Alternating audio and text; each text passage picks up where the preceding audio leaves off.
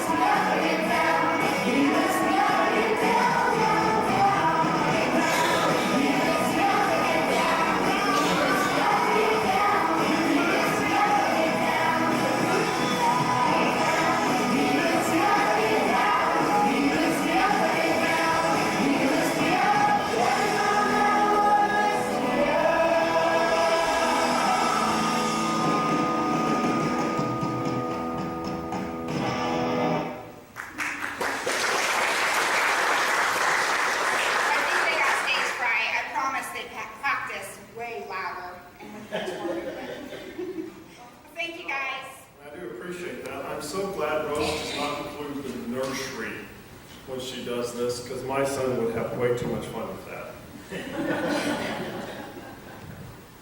And notice I said he would. I don't know that everybody else would, but anyway.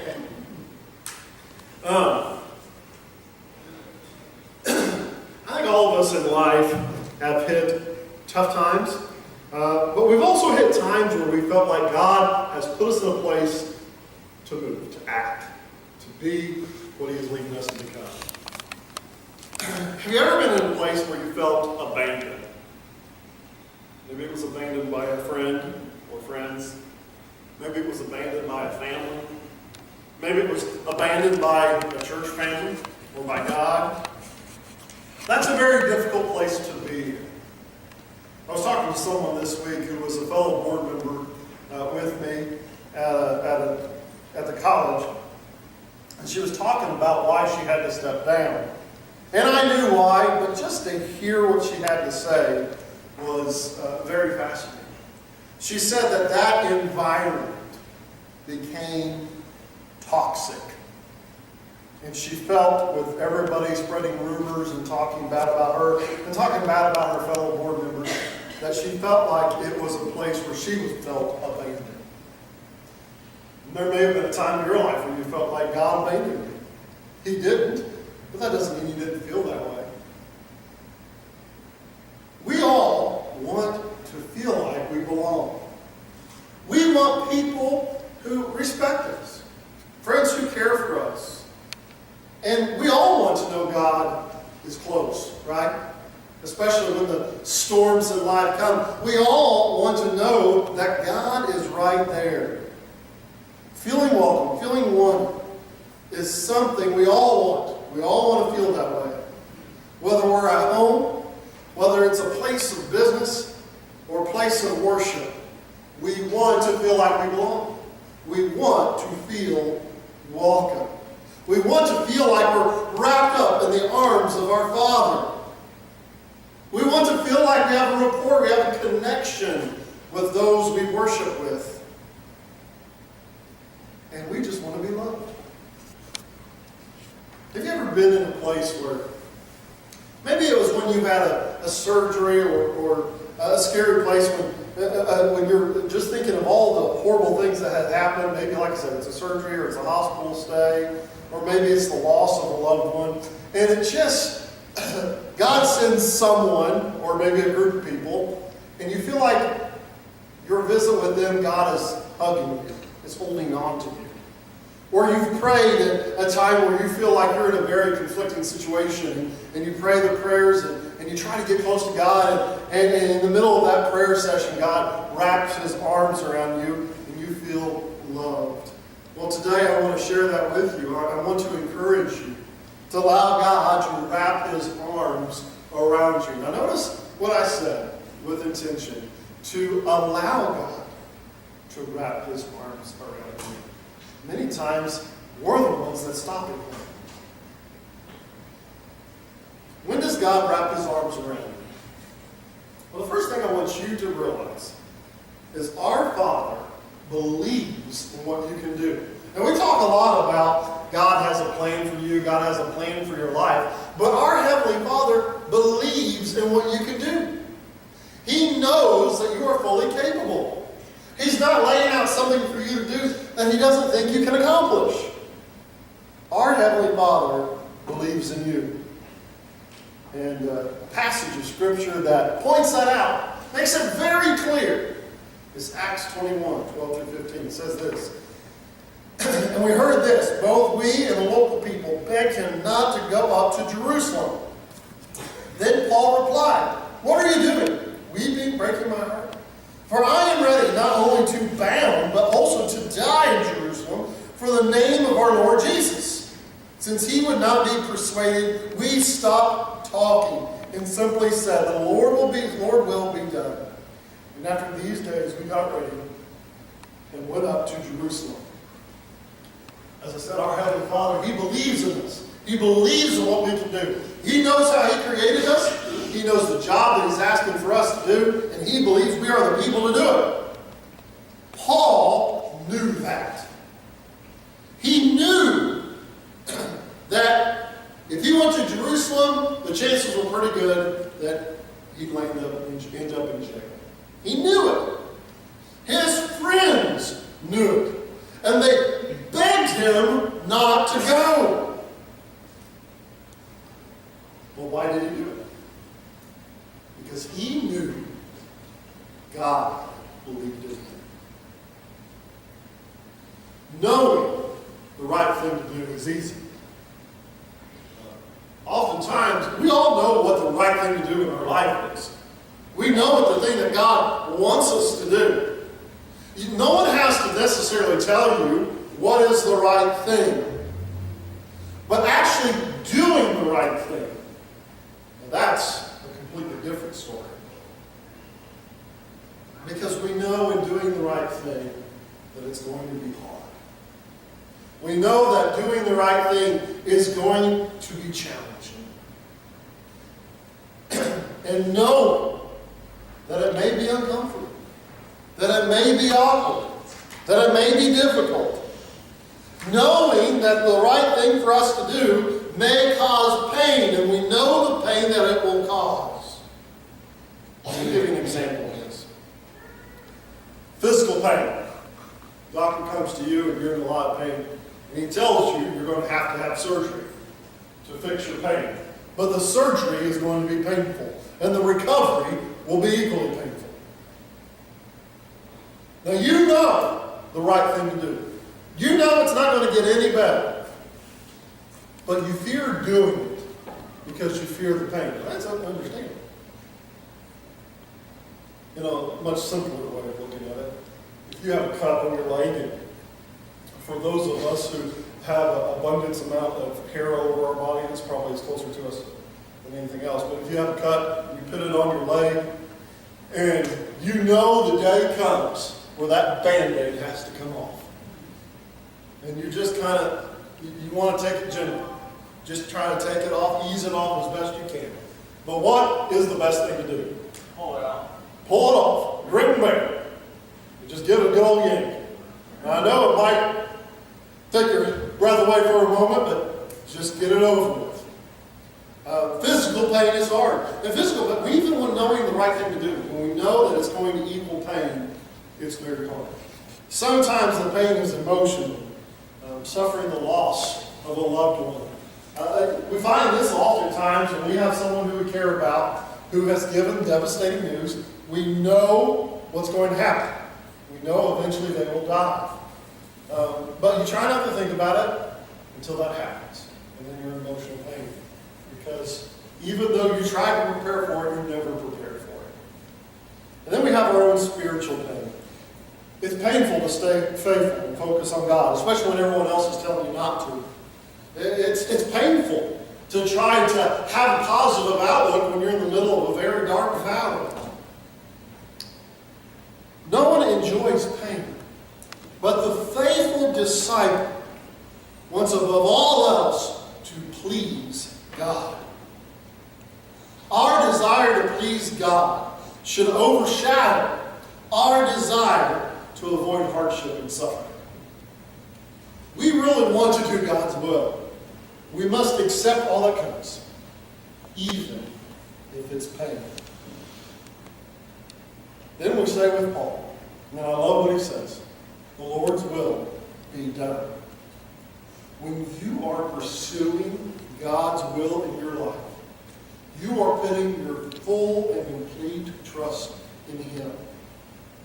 And whatever He wills, whatever direction He leads, you're going to follow. And words cannot give that justice.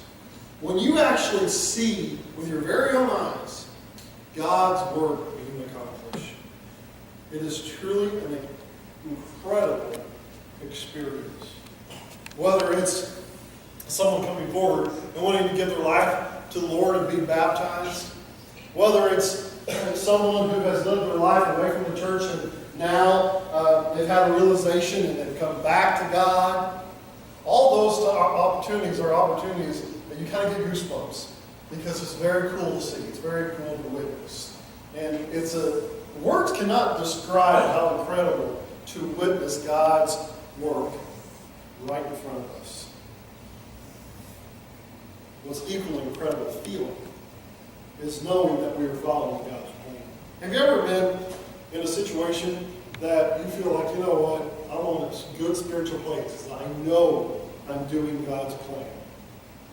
I'm not saying perfectly, but you know God has you right where He wants you. That's where Paul was. Paul knew that going to Jerusalem was exactly where God wanted him. So he was confident.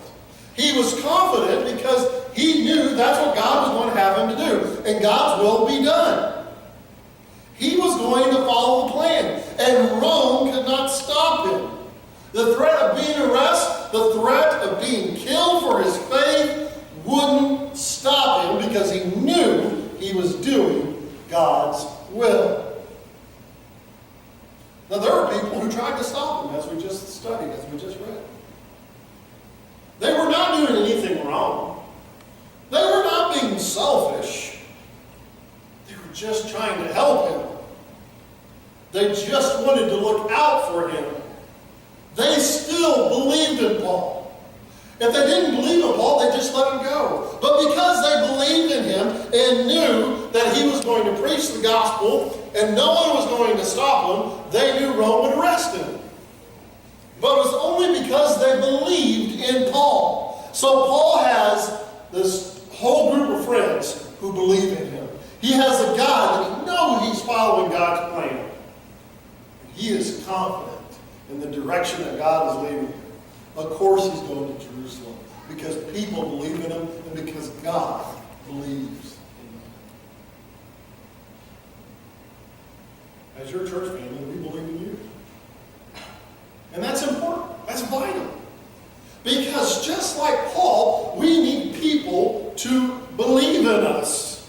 When someone believes in you, it gives you confidence. Knowing that you are following God's plan will give you confidence. So when you have the support of your church family, the support of your friends, those who believe in you, and you have the support of God Almighty, then you will do the right thing. Because we believe in what God can do through you. God has an incredible path for you. And we believe that you can get there. We want you, we want us, we want to make a difference. In order to make a difference, we need to make sure we have the support of God. To have the support of God, we need to say the words, your will be done. And that's when you truly feel God's loving arms wrapped around you. Years ago, I was talking to a friend of mine, and this is a young man that I look up to, a great person. And for all I knew, he was a very active church in his church, and a very active Christian. In our conversation, he was exceedingly down and questioning his faith, basically. This is one of the last people I would expect that. But I knew what I needed to do. I knew God's plan was right in front of me. I needed to spend time with him. I needed to talk to him. And I couldn't fear the awkwardness. I couldn't fear his judgment. I knew that I had to get him talking. So I took some time, and I was only going to take whatever time I needed, whatever time he needed, to tell me what was going on. And he went on and on about all the reasons why he had quit going to church. Throughout the conversation, I knew it needed to happen. I either need to encourage him, inspire him to get back on the horse, so to speak, and start reaching out and getting back plugged into his church, or I needed to invite him to church. And throughout our talk, I actually ended up doing both. I told him, I said, you know, your church has a place in your heart. I encourage you to get back involved. But if you try and it's just not a place for you, then I would love for you to kind of join us at our church. I knew what needed to happen. He got back plugged in and things are getting a lot better for him. Not the best, but better. And it just took someone to say, I believe in what you can do. It just took someone else to say, you know what? You have every reason to feel that way. But you got to do the right thing. And he knew what the right thing was. I didn't have to tell him. I just needed someone to encourage him. It was removed from the situation to do the thing that he knew he had to do. So how do we accomplish that? Well, we have to respect one another. We have to care for one another. And when we go through this passage, we find that Paul's put in a very awkward situation. But the way he reacts to it is amazing. Acts 21, 20 through 23 says this. When they heard it, they glorified God and said, "You see, brother, how many thousands of Jews there are who believed, and they are all zealous for the law. But they've been told about you that you teach all the Jews who are among the Gentiles to abandon Moses, by telling them not to circumcise their children or to walk in our customs. So what is to be done? They will certainly hear that you've come. Therefore do what we tell you. We have 4 men who have obligated themselves in the vow." So Paul is put before the Jerusalem council, and there's a matter that they need to settle. And what they need to settle is this issue of following the Jewish customs, such as circumcision, such as the Sabbath, such as their many festivals. So there are several things that even the Jewish Christians would continue to follow, because the Judaism was their ethnic background as well. It's where they grew up with. But it was a rumor. The rumor said that Paul had gone far above the situation, the decision, and was forbidding Jews and Christian Jews to abandon their people, to abandon their family. Now this, of course, was not true.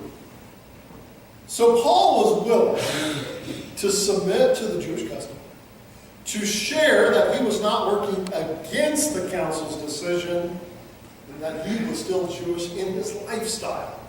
He was still going to honor his family. He was still going to have respect and care for them. Sometimes we have to go the second mile to rebuild relationships.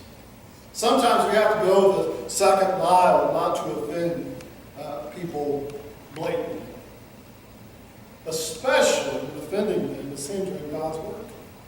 Now, I'm not talking about you should avoid offending everyone, but what I am talking about is avoid intentionally offending people just because you think you're right. The attitude that we need to avoid is this, and you know people who are like this, the like me or get over it attitude. That's not of God. I know it's something that we're tempted with, but it's not of God. That's not what God wants. And sometimes to rebuild a relationship, to renew a relationship, we have to go the extra mile. And that's exactly what Paul had to do. The 4 men had made a religious vow. And Paul was going to participate with them in such a vow. And apparently he was asked to pay some of their required expense. He was going to take place. And the vow that they had taken was a purification ceremony. And that included him entering into the Jewish temple to continue with this custom, to continue with this tradition. So Paul goes again the extra mile and submits himself to the custom. He participates with it. He shows everybody that he's going to continue to respect the Jewish faith. Even though he wasn't going to believe it, he was going to respect and care for it. Now this would speak volumes to him. And what Paul does, and this is so important for us to see it, what Paul does is simply this. Churches, Christians, we argue over the silliest things. Paul takes a look at his situation, and he decides that it's not an essential position.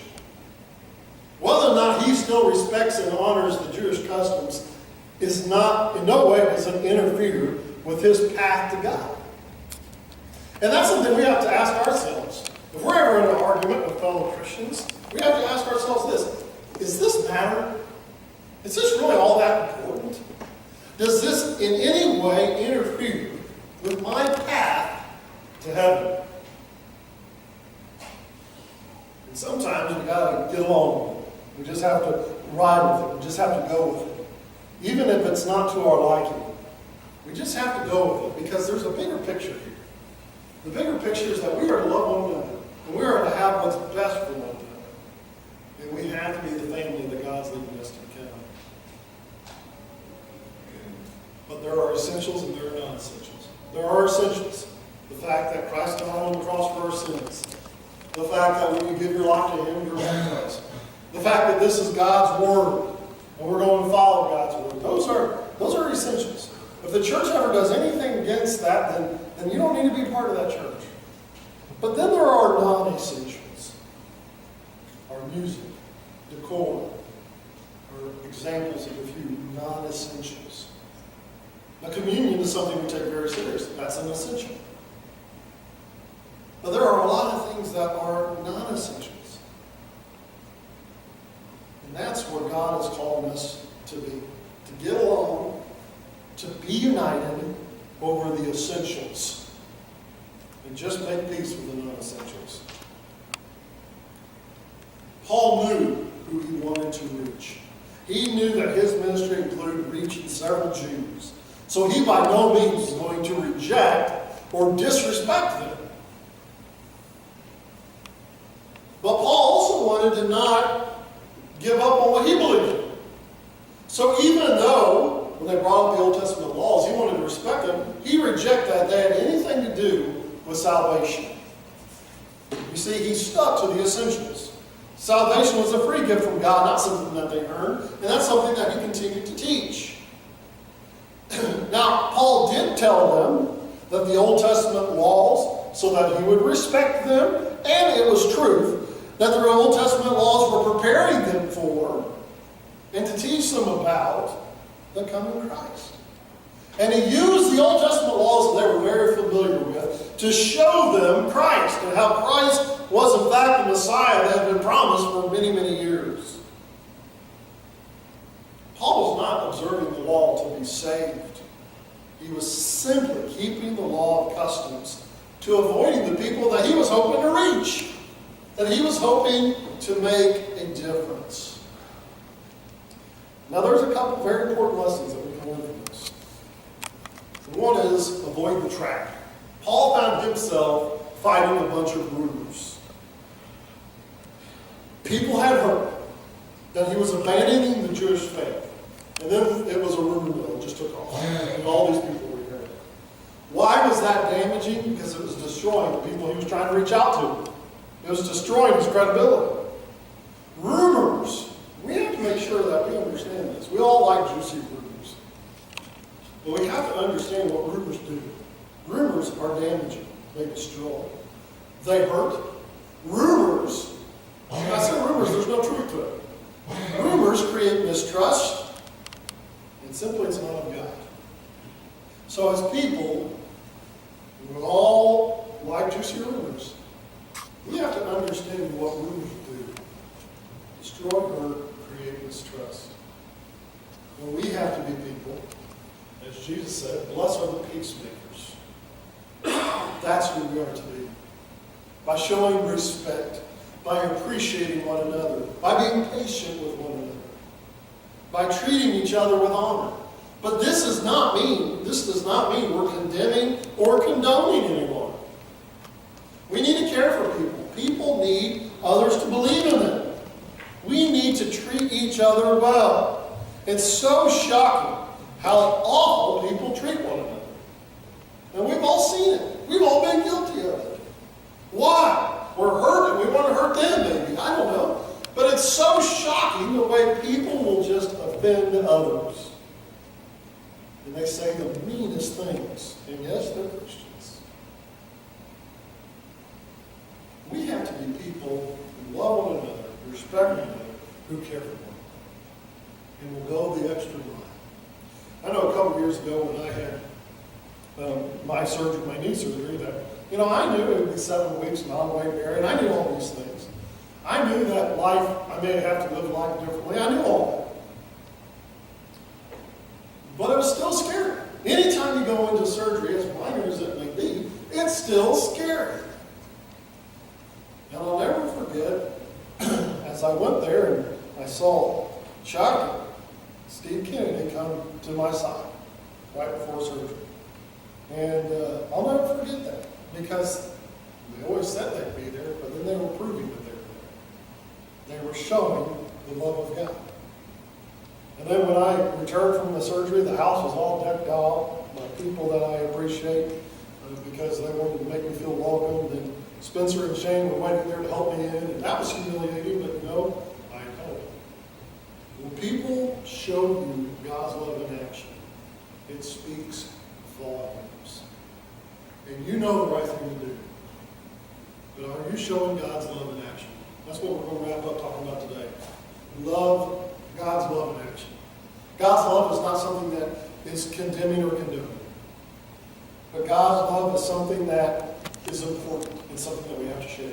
Paul shares God's love in verses 37 through 39. He says this: as he was about to be brought into the barracks, Paul said to the commander, "I am allowed to say anything to you." He replied, "Do you know Greek? Aren't you Egyptian? Aren't you the Egyptian who raised the rebellion some time ago and led 4,000 assassins into the wilderness? I am a Jewish man from Tarsus of Cilicia, the citizen of the important city. Now I ask you, let me speak to the people." And he goes on and he speaks to them in their Greek language. By speaking in their Greek language, Paul again was reaching out. He showed them that he was cultured. He showed them that he was educated. And he wasn't going to, they had something in common. He wasn't this rebel rouser. They had something in common. Paul was not a shock jock. He wasn't the Rush Limbaugh or the Howard Sterns of the world. Paul was very intentional with everything he did. He thought it through, he planned a strategy, and he followed up with it. He wanted to connect to his audience. Paul wanted to be relevant, to teach them about real life. This past camp, and a couple years ago, we had him here at church speaking, Tony Wolf, who I've seen many occasions speak to completely different audiences. A couple years ago, he spoke to the church. He spoke mainly to adults. And then this year at camp, he spoke mainly about their elementary students. And each time, he knew his audience. He was able to connect. The kids loved it. They enjoyed him so much, but yet they learned as well. Our church enjoyed him, again, because he was able to speak relevance. We all need to know that God's arms are wrapped around us, and that we have people who love and care for us. We won't agree on everything, and we won't condone everything, but we shouldn't condemn either. The language that Paul spoke, this Greek language, was an attention grabber. It commanded the attention of the commander. Paul's protection and opportunity would give him his defense, and he hooked the audience. We have to understand, in order to hook our audience, the people that we're talking to about Christ, we have to reach out to them. And as Paul's speaking to them, as I mentioned earlier about Tony Wolf and how he spoke, they both had their audience right in the palm of their hand. People were glued to every single word. And there was an instant connection because they saw what was happening. They saw it as an incredible opportunity. They were going to listen to everything he had to say. They were hooked, and they had that common bond. One of my favorite hymns, and actually it came back several years ago as a contemporary song, is "They Will Know We Are Christians by Our Love." If you know that hymn, you know exactly what I'm talking about. If you don't, look it up sometime and read it through. I'm not going to read it through today for lack of time. But that comes from a passage. It comes from a verse in John 13:35. "By this, all people will know that you are my disciples, if you have love for one another." Pete, what do we see? Oftentimes, people will see Christians as those who are bickering, who are jealous, and who are divisive. But how many people know Christians by our love? By the one we follow. You know, love is much more than simply a warm feeling. It's an attitude. It reveals itself. And how can we love others as Jesus loves us? By devoting energy to others' welfare and taking care of them, reaching out to them instead of investing so much time in bickering, complaining, and arguing. This is why people notice you. Because you do something that's different. You show people that you love them. And you show that by God's love in action. Whether that's being by their side when they're going through a tough time. Whether that's sending them an encouraging message when you know it's been a stressful week. By stepping up and watching the kids for them so they can have some time alone. Whatever it may be, show people the love of God. Understand, it is not our place to condemn people. Sin has caused us all to be condemned. Romans 3:23 and 6:23 says that much. That our sin causes us to die. We are going to die because of our sin. The sin, the decisions that we are guilty of. There's no question that we are guilty. But it's not our place to condemn other people because that's not our call. That's God's call. And God has changed what Satan created. Satan created sin, which has caused all of us to die, all of us to be condemned. But God has paved the way that we can go back to Him and be saved. Nor is it our place to condone human sin. To say it's okay when it's not okay is not the direction that God's leading us. We cannot excuse people's decisions either. When we mess up, we're guilty. We have to step up to the plate. We have to own that. We are guilty. And when others mess up, I'm telling you, a lot of them know they're guilty. But we need to come from them out of love.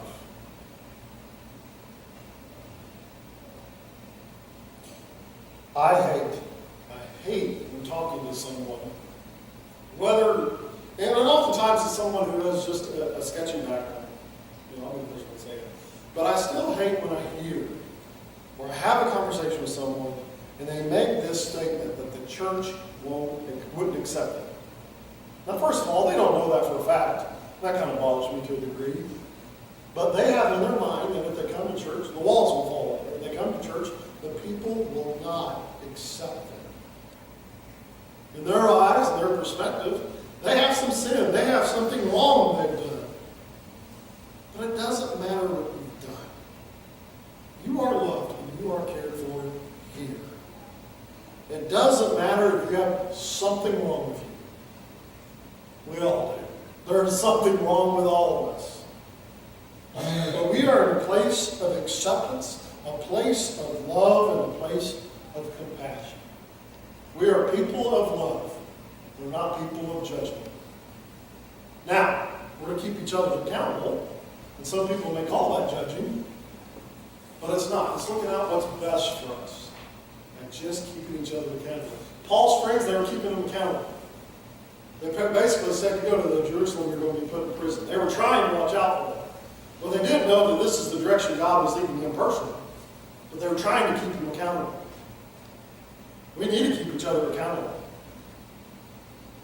But we also need to make sure that what people learn the most from us is how we're showing them the love of Christ.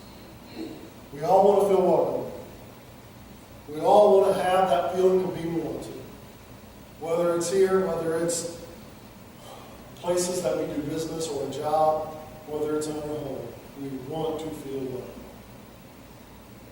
That's when we feel welcome. We're wrapped in the arms of our Lord. When people love us, when we're showing us love, when we show love. The challenge I have for you today as we're going to wrap up, the musicians come forward, we're going to just wrap up with this question. And I really want you to think through as we go into these final moments of worship, think through this question. How can I show the love of Christ this week? This may be something you've heard before, and may even be a little cliche. But I think it's a very valuable question to ask. This week, who are you going to show the love of Christ to? And how are you going to do it? As we enter again these final moments of our worship time this morning, that question needs to be playing through all of our minds. This week, how can I show the love of Christ? Let's stand.